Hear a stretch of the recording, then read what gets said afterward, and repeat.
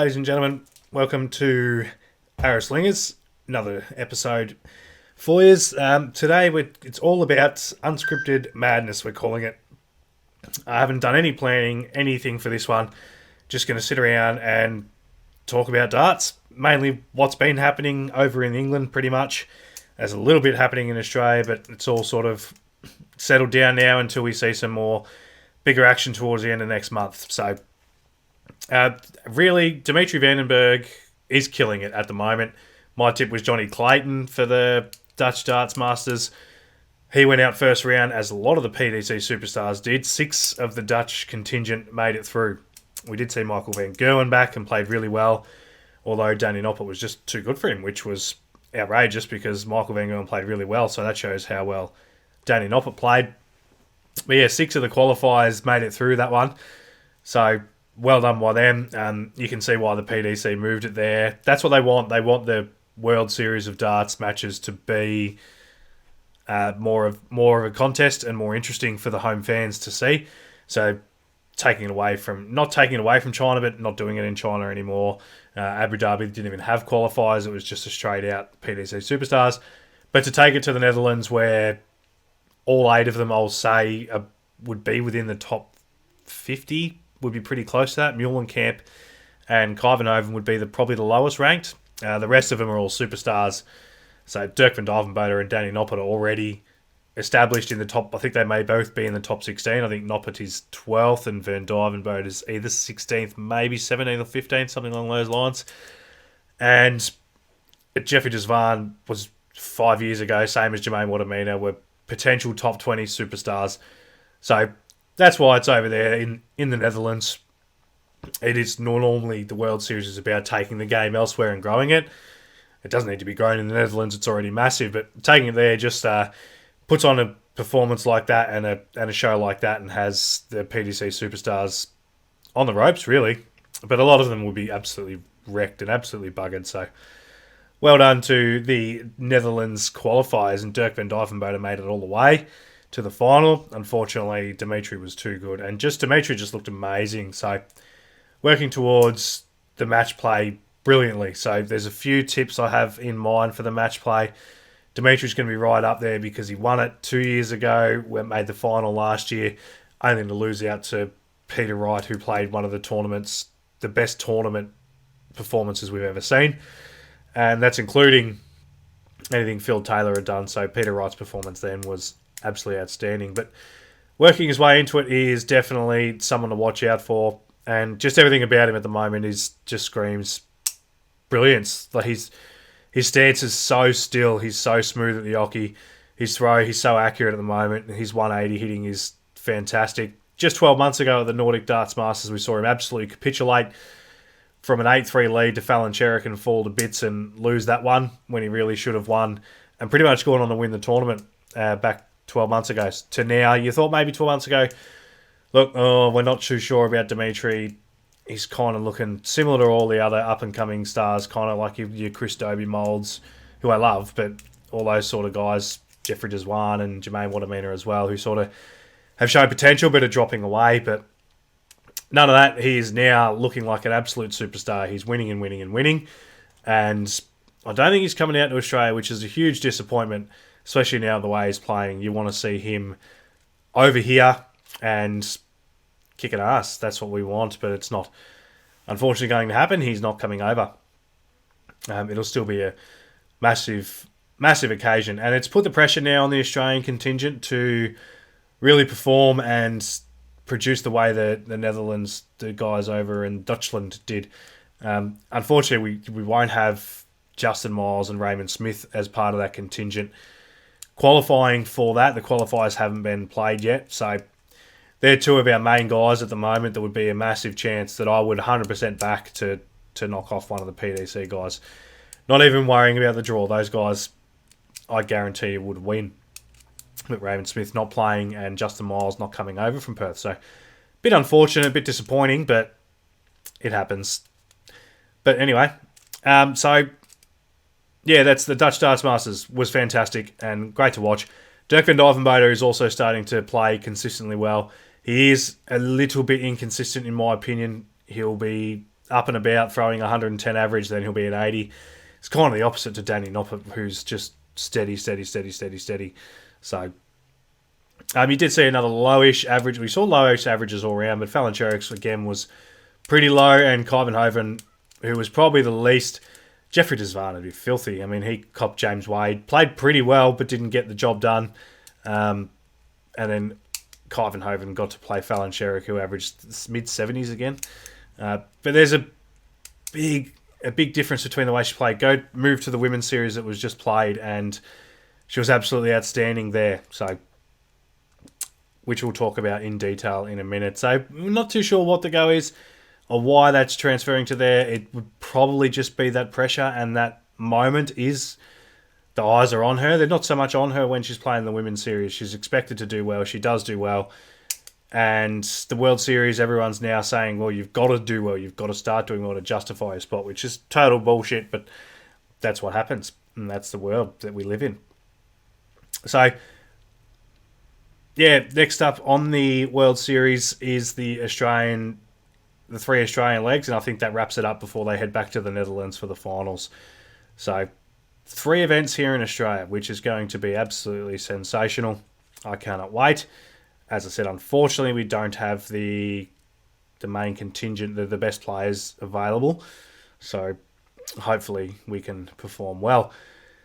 Now, I did have a good look at some of the women's series events. Geez, that's a lot of darts for those ladies to play. If you're winning, like Lisa Ashton is basically every time, you're playing a lot of darts. There's 2 full events, so the 128 players down to 1 winner is 1 event, and they're playing 2 a day. So the men play the 1 a day, and they are exhausted after 2 events. So they're playing 4 events in 1 day. Slightly shorter format, as that's not that much shorter. Like, they're playing first to 4 instead of first to 6. So it's only 2 legs less to get to a win.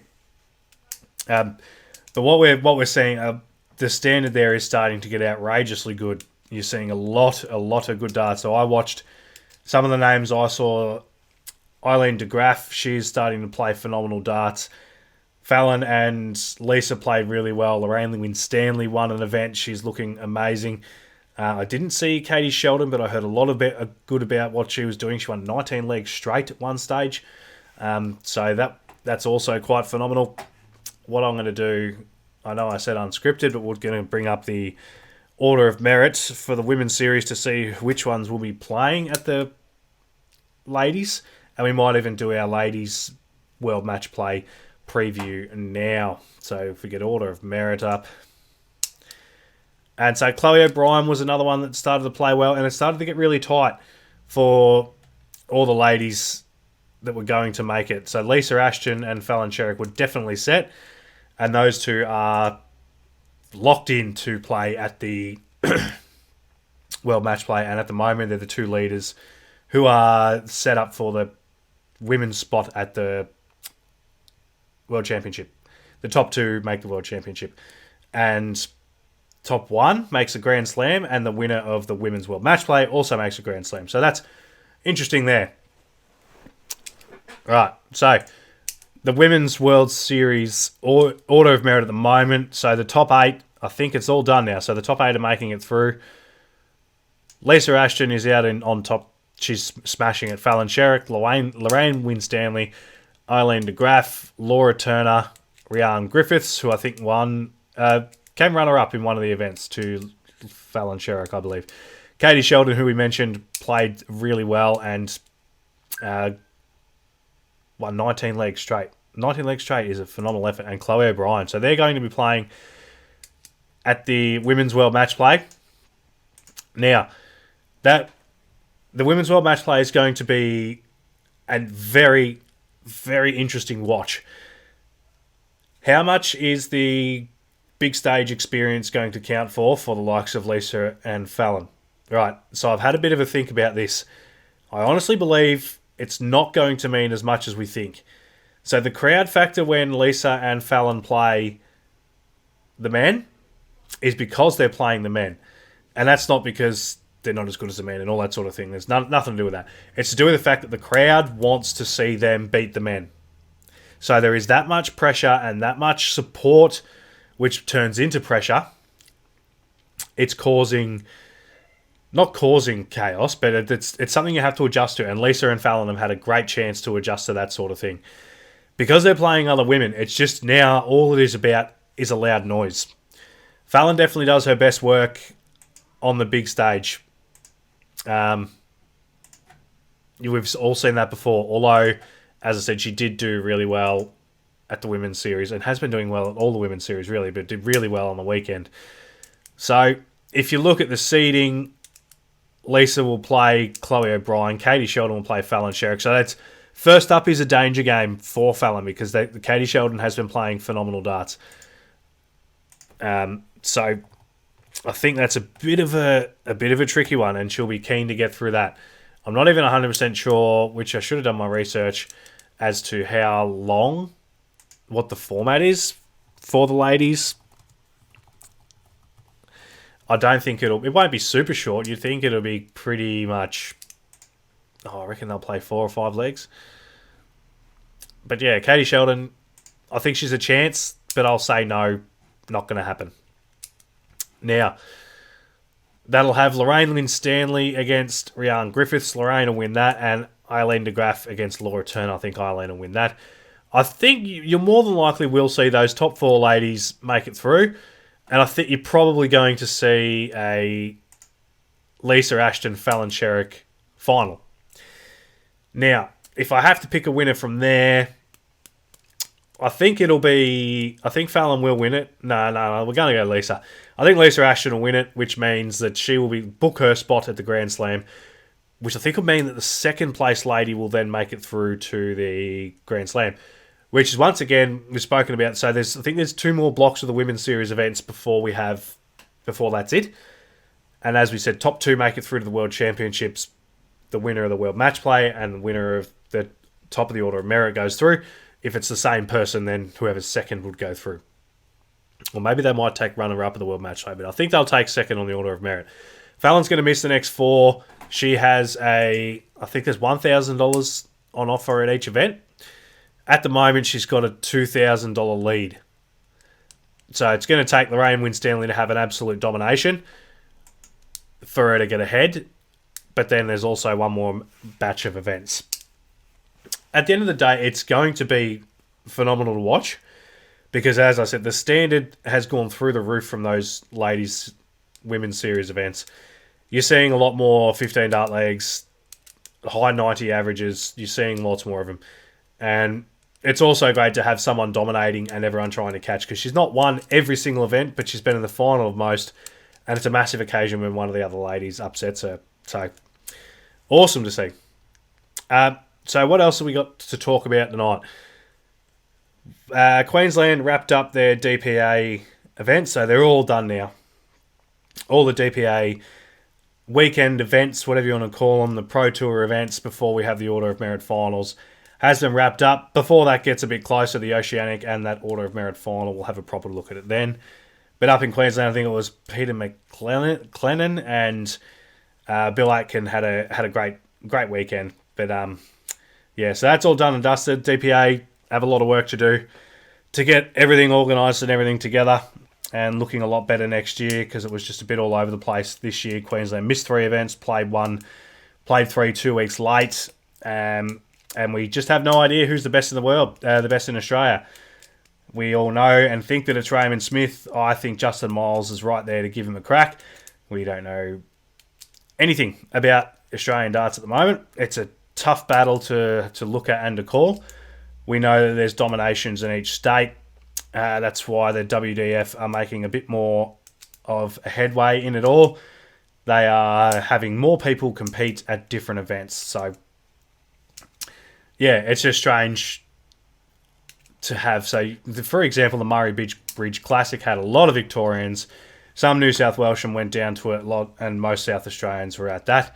And that was the weekend after a DPA event where Danny Porter won everything in South Australia and was unchallenged. And I think that was the weekend Raymond Smith was unchallenged up here in Queensland.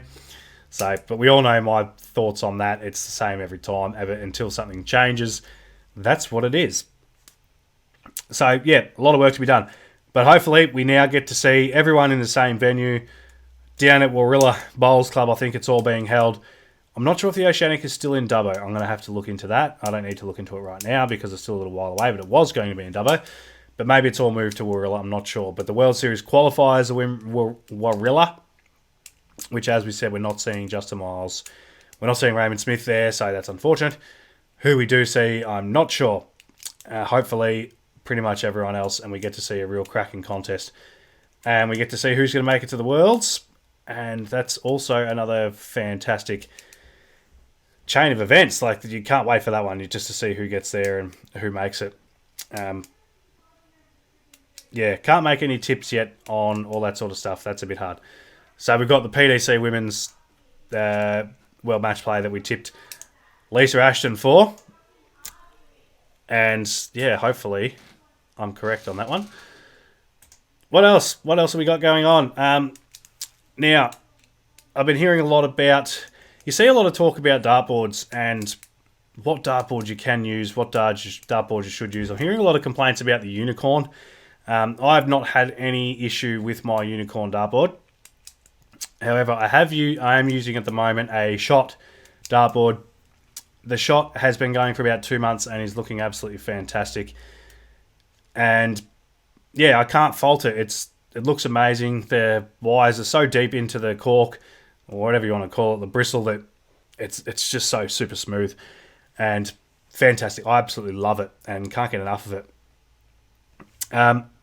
Winmore, I've used the Blade 5 and it's good. 6 months I've gotten out of that one, I reckon, with a lot of use on it. But it probably is starting to pass its use by date. I'd only use it as a practice board now. But so it's interesting where we all get sucked into brands. Not get sucked in, but I get very loyal to brands. I wonder if everyone else out there is as loyal to their brand as I get. Like, when I first started, I think one piece of equipment I used was not Winmore, and that was I had a Unicorn Eclipse about 3 years ago. So when I first started playing, maybe 10 years ago was the first time I bought a set of darts before I stopped playing forever. Then kicked off again, and for about another year and a half, then didn't play until 6 months ago when I started playing seriously. And everything I bought was Winmore. And I thought that was it. That's all there was. I thought there was only Unicorn and Target. But when you branch out and start finding others, you really start to realise what's available out there. So I've got at the moment a set of Data Darts Yoko Tag that I'm going to be giving away. I've also got quite a few Harrow sets now. I've got a Shot set and a Red Dragon set, as well as all my Winmores. So, and as of course I've gone with the Shot dartboard, the Unicorn dartboard, and yeah, all holding up brilliantly. The Harrows darts, I love the Harrows darts. The Harrows Magnum is one of the best darts I've ever thrown in my life. I did see a video the other day talking about, it's from an American, so they're not really too switched on over there. But he was debunking a myth of 80% tungsten does it make it not as good, and he reckons that that's a myth and that they're all the same. It would just be the thickness. But that Harrows Magnum is a 97% tungsten dart, and I've never had a dart fly through the air quite like that. The only reason I don't use it is because of the shape of it and how thin the grip is, which is amazing when it's brand new. The rubbing of the darts going into the dartboard just made it wear too quick, and I'm not buying a new set every month. So, but yeah, what was I talking about? So there's so much out there at the moment. As I said, you've got Harrows, Shot, Red Dragon, Target, Unicorn, all those guys. Winmore, bloody Data Dart are doing them as well. Loxley are coming onto the market. There's a lot of people using Loxley darts at the moment. The boards, you've got the Gladiator 180, I think it's called. You've got the Tex Titan, Shot, Winmore, Unicorn again. Target's got a nice dartboard. Even Red Dragon have got some good-looking dartboards as well. There's so much out there that it's hard to sit and pick one brand.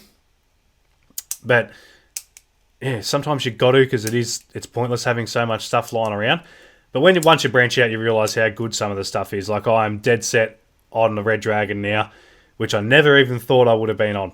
But that is my go-to darts at the moment. I'm probably not going to buy another set for a little while because I've hardly even used my Shot darts. but I will probably branch out and try a few different styles of the Red Dragons.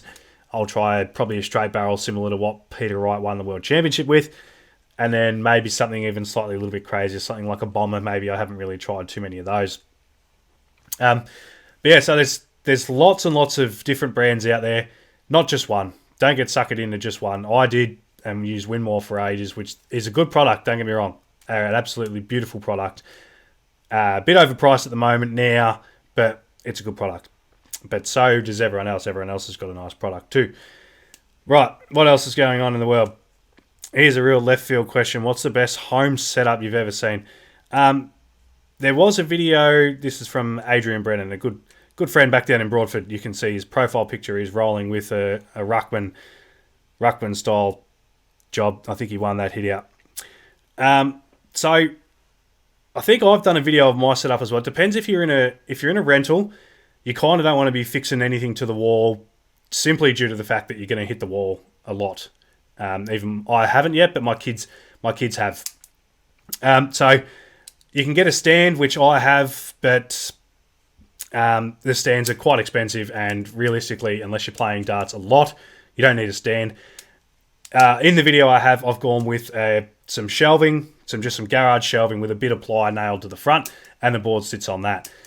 And that works well for me because it then has your ply that the darts can hit, and Bob's your uncle. You don't need a lot of space. You only need 3 meters of space really to be able to play. So it's pretty simple. I've got mine in my garage. Some people have them in their kitchens. So long as you've got 3 meters of space and no one's often walking there, occasionally is okay, but you don't want them walking there too often, then you're all right. As for lighting, look, there's so many different lighting options now. Most people are rolling with a lighting surround. Once again, if it's a rental, they're good because you can't install your own lighting. If you've got your own place, I recommend having some downlights that are LEDs from a height. Install them because then nothing's in your sight and it's easy. Cheaper than a light surround. I think they're about maybe $15 for an LED spotlight. And as I said, they're not in your way, and they are actually better than a surround, in my opinion. So you can get it set up pretty quick and pretty easy, and then you can compete in my tournament to win yourself a set of darts. But yeah, everyone's different and how you want it to look. As I said, some people have it in their kitchen, they have it with tight spaces. I'm not like that. I definitely want a lot of space around me. Ideally, you've got a pool table because they're good for sitting your darts on. They're not good for anything else. So I reckon you're looking at maybe $230 to $250 to get a good setup, a cheap, good setup going. A little bit more expensive if you want all the proper light rings. If you want to use a stand like I do, I do when I go on holidays because I take my dartboard with me. So yeah, a little bit more expensive if you want to go all out. But pretty cheap, pretty easy, and not a lot of space needed. That's why it's one of the best sports in the world. All right, so there is a few tournaments going on in Australia at the moment, and one of the reasons they're all doing so well, Australian darts, besides the DPA, has bounced back enormously well from COVID. So everyone went into hibernation. Before it, there wasn't as many darts going on, not as many people playing. You still saw it a bit, but not too much. Then we all went into lockdown, and since then, it has gone absolutely gangbusters. I've noticed so many places around Australia. I dropped in at Mount Isa, when I did a trip around Australia, and they just used to play a leisurely Wednesday night event. They now have twice a year. They've got a massive open in Mount Isa, in a mining town where they all just go up to mine. They're all stuck to work, tied to work. One shift on, one shift off, sort of set up 12-hour shifts. But they are managing to have a huge tournament twice a year. And you're seeing that everywhere. So if you want to play darts and you want to play in a competitive environment and play in a proper tournament type setup, jump onto your local state's Facebook page. So we've been through them before. So you've got Darts Tasmania, Darts Victoria, Darts ACT, Darts blah, blah, blah, blah, blah.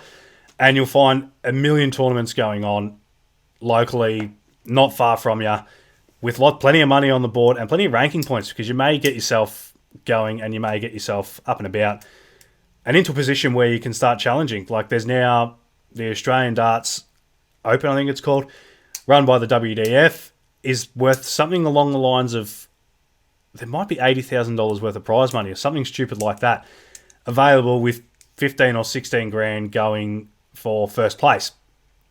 That's a lot of money. And it's just for throwing 3 little bits of tungsten at some cork. So it's going gangbusters. There is darts on everywhere all the time. Combine that with the fact that online darts has gone through the roof. And for Adrian Brennan watching there, if you're still watching, that's super easy to get into as well. And probably the best way for you to start up and just get a little bit of practice in against someone else. So yeah, darts tournaments everywhere. There's people playing online all the time. You're never alone. You never have to practice on your own if you don't really want to. Sometimes I like to, because sometimes I can get a little bit aggravated, a little bit grumpy. So yeah, darts in Australia has bounced back super well, which is the disappointment in the DPA, which I continue to talk about, that we haven't made the most of it at the moment, because there is so many people involved at all levels. But yeah, I think that'll just about wrap it up.